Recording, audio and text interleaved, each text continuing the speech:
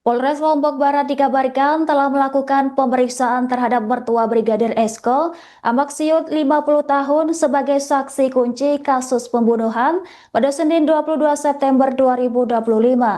Amaksiud merupakan orang pertama yang menemukan jasad Brigadir Esko dalam kondisi terjerat tali. Insiden tragis itu terjadi di sebuah pohon di Dusun Nyur Lembang, Desa Lembar pada Minggu 24 Agustus lalu. Adapun pemeriksaan juga dilakukan terhadap ayah korban, Samsul Herawadi yang hadir bersama 6 kuasa hukum.